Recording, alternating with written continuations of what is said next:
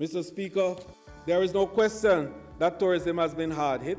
Now we have something we've never seen before, COVID-19, that is hitting us. But I'm telling you today that the resilience of tourism will go through this period, manage, recover, and thrive afterwards. The Ministry of Tourism has laid out ambitious plans for fiscal year 2020-2021, which include improved conditions for industry workers, as well as continued arrivals to the country.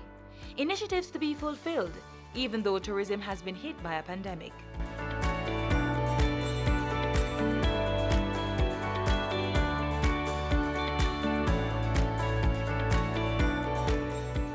The coronavirus disease of 2019, caused by the SARS-CoV-2, was of immediate concern to the Ministry of Tourism and our agencies.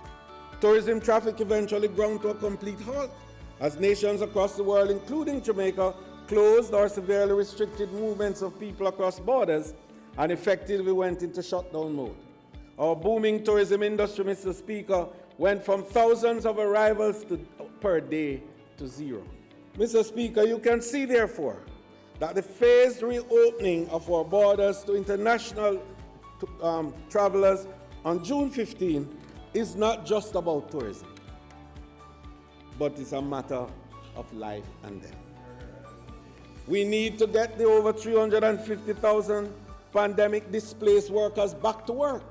Mr. Speaker, I want to assure you that the reopening is being carried out safely and in a way that protects our frontline tourism workers, Jamaican citizens, and our visitors.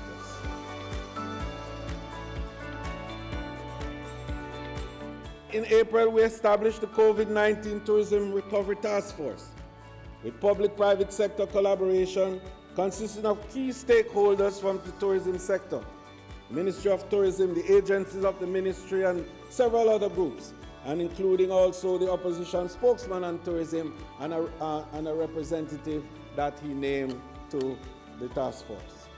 It is supported by two working groups, one for general tourism and the other for cruise tourism, and a secretariat.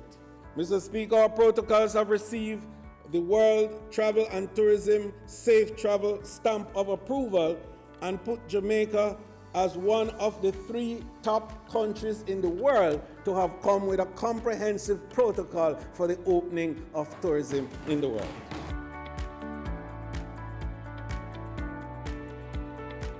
Mr. Speaker, we are in discussion with the Jamaica National Group Limited and the National Import-Export Bank, which have over $500 million.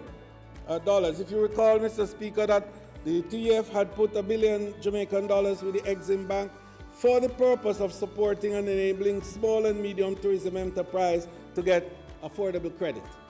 The remnants of that, Mr. Speaker, is about $389 million that's there now, along with $200 million that we have at Jamaica National. We're putting them together, along with the program that the Minister of Finance has developed for the $1.2 billion support for small properties, small hotels, and to create a fund thereby that can allow for our small and medium tourism enterprises to have an opportunity to be able to access and to purchase and to acquire COVID security equipment.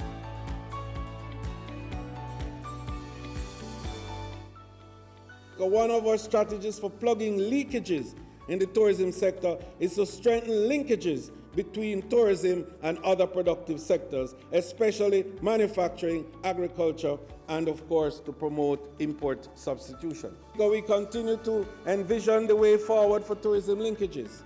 Given that Jamaica is one of CARICOM's most prominent tourism economies, and we think about this in the context now of the post-COVID period, and indeed in the with-COVID period, because we see the need for the supply side to be built out in a stronger way, and that Jamaica can play a greater role in becoming something of a catalyst for the production and the provision of the inputs of tourism for the other countries of the Caribbean and indeed in the Americas.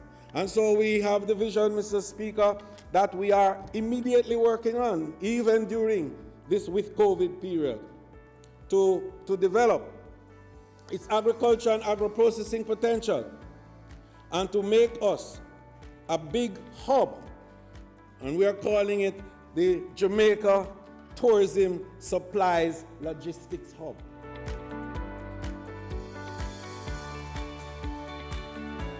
Another game-changing initiative that the ministry will embark on is the Resort Squatter Settlements Upgrade Program.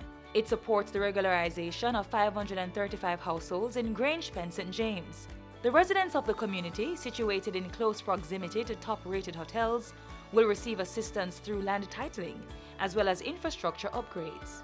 These include the paving of roads, improving drainage infrastructure, the construction of a sewage treatment plant, connecting to the water system of the National Water Commission, and access to electricity.